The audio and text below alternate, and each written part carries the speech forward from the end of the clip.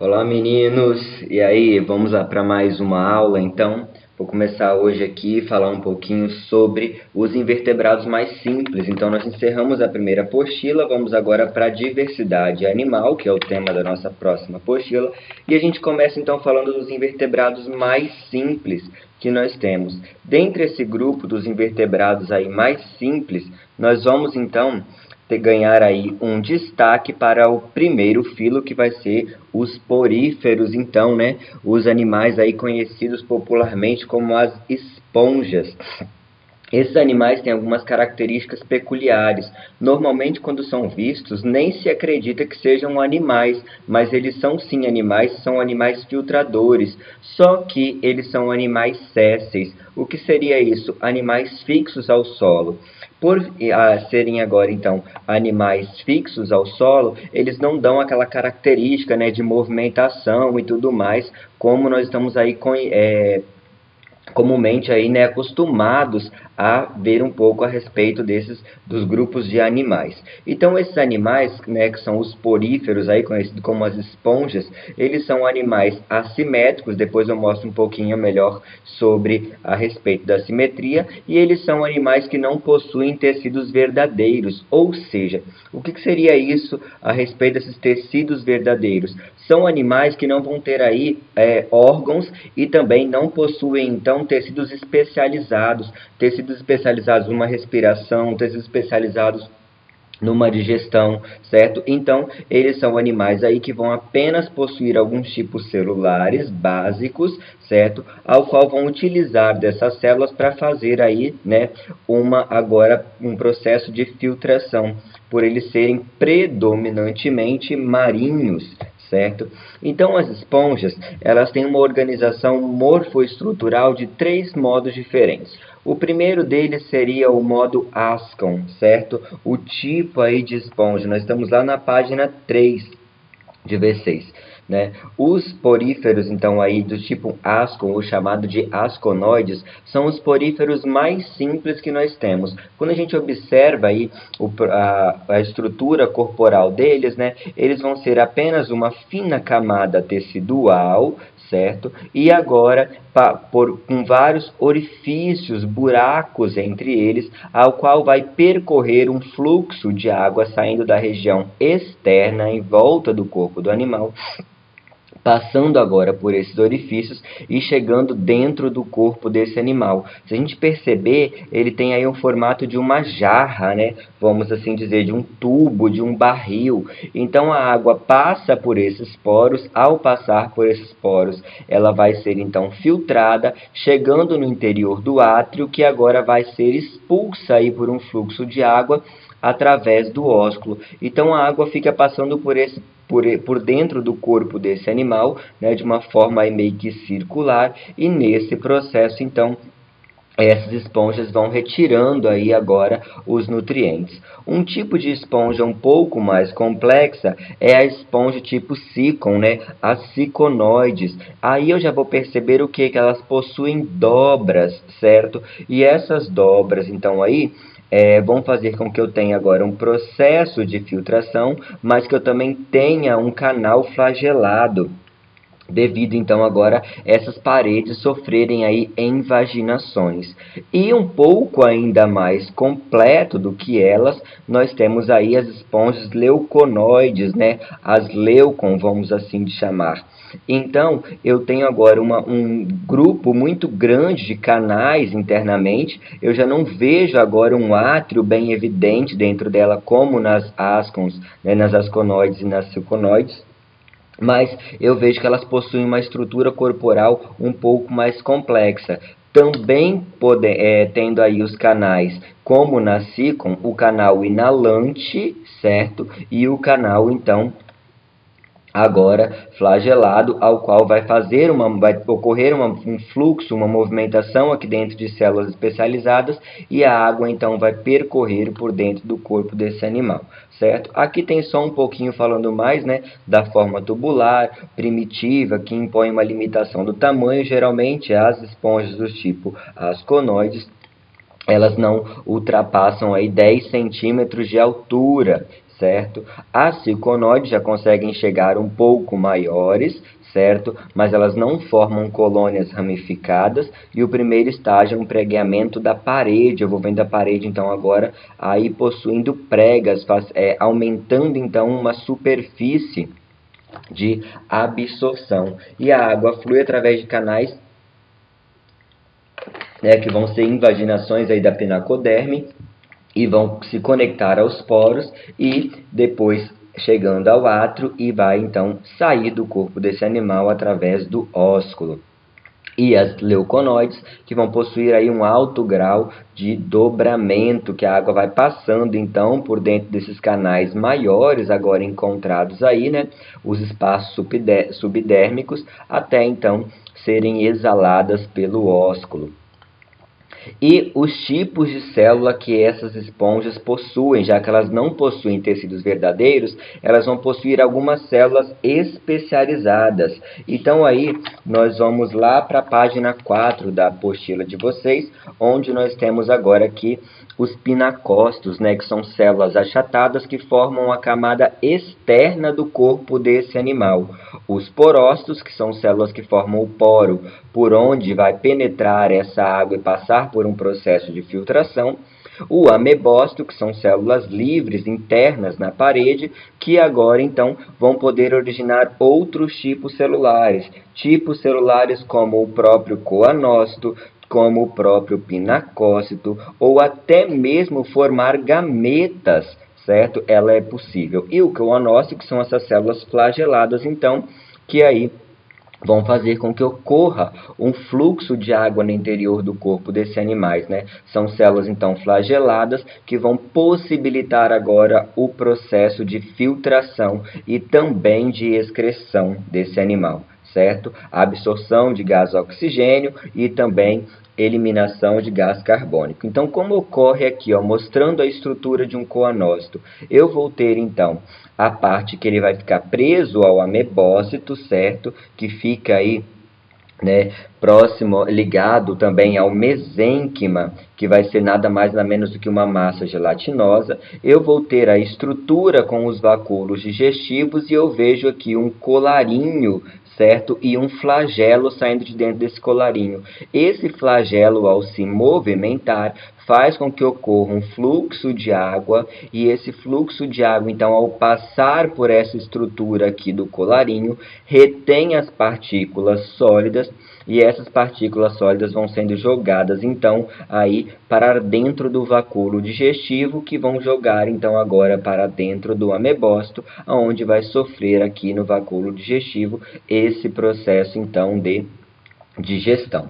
Aí eu tenho o tipo celular, mostrando aqui perfeitamente, né, o corpo da esponja, uma esponja aqui do tipo ascon, certo? Eu tenho internamente aqui os poros, que eu vou então observar, o amebócito, toda essa estrutura aqui interna junto do mesênquima, os coanócitos internamente, aqui todos posicionados, fazendo então a movimentação flagelar. Essa movimentação flagelar faz com que agora ocorra a entrada de substâncias aqui dentro, né, já que eles são animais, então, filtradores, e por difusão vai passando internamente para dentro dessa estrutura, então, aqui viva desse animal. Também temos o pinacócito, essa parede de revestimento com células achatadas, e as espículas. Essas espículas, então, é o que vai servir aí de sustentação, são como se fossem andaimes, né? Estruturas internas ao corpo desse animal, que vai, então, manter a estrutura corporal. Dentre essa diversidade de classificação, eu vou classificar através dessas estruturas de sustentação, desse esqueleto de sustentação. Elas podem ser calcárias, né? As esponjas calcárias, que podem aí ser ascon, sicon ou leucon, e elas vão ter as espículas aí de carbonato de cálcio. Essa estrutura interna que forma como se fossem estruturas de andaime, elas então são formadas aí por carbonato de cálcio. Por isso que essas espículas, então, elas são chamadas de de esponjas calcárias, certo? E elas são exclusivamente marinhas, de águas rasas e costeiras. A exotinelida né? Elas são esponjas aí chamadas, né, características como esponjas de vidros do tipo sílicon, e as espículas dela agora não são mais calcárias, mas sim de sílica, e elas são em 6 raios essas espículas, né? Por isso, ó, hexa. Então as espículas aí vão possuir 6 raios, e elas são exclusivamente marinhas de águas profundas, lembrando que elas não têm necessidade, assim como os corais, né, como a gente vê aí, por exemplo, de luminosidade, porque elas não são animais autótrofos. As esponjas são animais heterótrofos, né, então elas vão se alimentar através do processo de filtração, não tendo a necessidade de viver em um ambiente iluminado, né, para fazer o processo de fotossíntese. Também temos as Desmospongia. Esse grupo aqui agora já não vai possuir essas espículas calcárias, mas sim espículas de fibras ou também de fibras de espongina ou também de sílica. Essas esponjas aqui, elas são esponjas aí muito macias, utilizadas num passado aí, né, para até mesmo banho, lavar vasilhames. Só que hoje em dia já se foi proibido devido à grande extração dessas esponjas. A gente vê até lá no desenho do Bob Esponja, né, quando ele sai do mar, ele vira uma esponja na pia.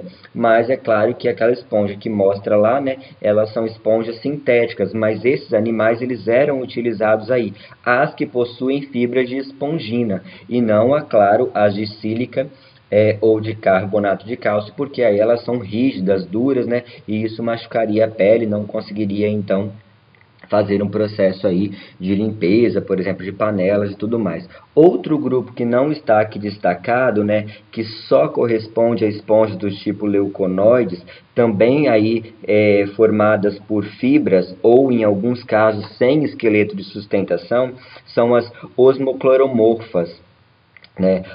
Esse grupo aí, ele é um grupo exclusivamente marinho e também de água profunda. Então aqui eu tenho alguns tipos, né, de espículas calcárias, silicosas e as de fibras de espongina aí, agora que vão então dar aquela, consistir naquela maciez. Eu vejo vários formatos diferentes dessas fibras aqui, né, dessas estruturas, desculpa, silicosas e calcárias, mostrando aqui, ó, as estruturas também, ó, triaxonas, ó, com 3 estruturas, as poli com várias pontas, né? Assim como eu disse aí nas exotilenida, né, que são estruturas com agora 6 raios aqui, ó. 1, 2, 3, 4, 5, 6, eu vou observar aqui estruturas, então, ao qual elas vão possuir, certo? Aqui apenas outra imagem das mais diversos tipos aí de espículas, e aqui mostrando o corpo de um animal morto, restando apenas as espículas, né, e toda a parte tecidual do animal, então, morreu. E aí, né, foi decomposta.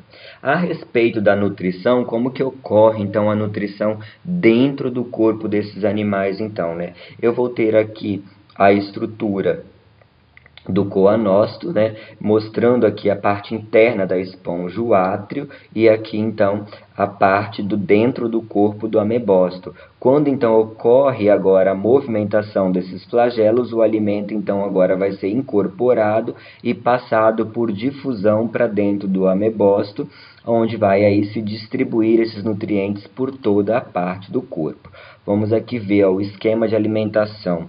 A água então vai carregar as substâncias, como por exemplo partículas não inorgânicas, como grãos de areia, eu percebo que elas vão ser jogadas diretamente para fora e eliminadas, e as partículas aí orgânicas vão passar agora para dentro do corpo do animal, ao qual vão ser então digeridas por essas estruturas, né? Então elas vão ser fagocitadas pelos arqueócitos e elas são então digeridas intracelularmente pelos arqueócitos. Vai ser digerida aí, eu tenho uma digestão intracelular no interior do corpo desses animais, certo? As classes aí que nós temos, né, calcárias, as hexas, as desmons, que nós já vimos então, e nós vamos aí então para o processo reprodutivo. O processo reprodutivo das esponjas,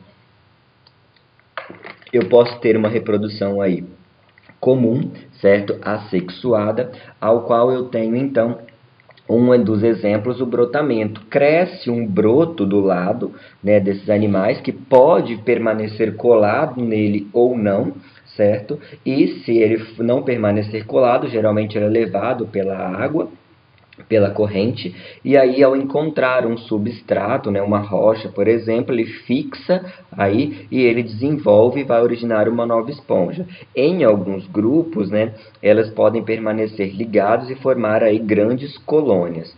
Outro processo também de reprodução assexuada é o processo de regeneração, quando fragmentos, partes do corpo desse animal são retirados e esses fragmentos, então, conseguem desenvolver uma nova aí, esponja. Isso é possível, certo? Porque agora eu não tenho tecidos especializados, eu não tenho órgãos, eu não tenho um sistema circulatório, eu não tenho, né, um coração, um pulmão, eu não tenho nada disso. Então, agora, as células mais básicas aí dos amebócitos, elas vão conseguir se diferenciar e automaticamente regenerar aí todo o corpo. Outro tipo também de reprodução é a reprodução por gêmulas, né, que vai ocorrer geralmente aí no outono e no inverno, ela vai separar da mãe, certo? Então, como que vai ocorrer isso? Em condições ambientais desfavoráveis, certo?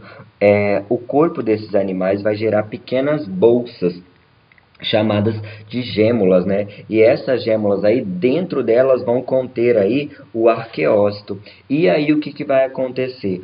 Quando essas vão ser levadas, né, pela água, e quando elas se depararem com condições agora ambientais adequadas, o arqueócito foge, né, ele escapa de dentro dessa estrutura protetora, dentro dessa gêmula, por uma abertura, e aí então ele começa a passar pelo processo de divisão, né, celular, e vai formar então um novo indivíduo aí, que pode estar bem distante então do corpo da própria mãe, da mãe não, do próprio organismo que então gerou aí. Eu tenho aqui o broto, ó, sendo gerado, e eu tenho a gemulação. Eu vou observar aqui, ó, um micropilo, aonde então o arqueócito ele vai sair aqui em condições ambientais favoráveis, quando o ambiente agora for favorável, e ele então vai gerar aí uma nova esponja, certo? Das reproduções sexuadas, agora eu tenho, ó, esponjas na maioria monóicas, certo? O que que seria esponjas monóicas? É aí quando eu tenho então o organismo que vai ter apenas um tipo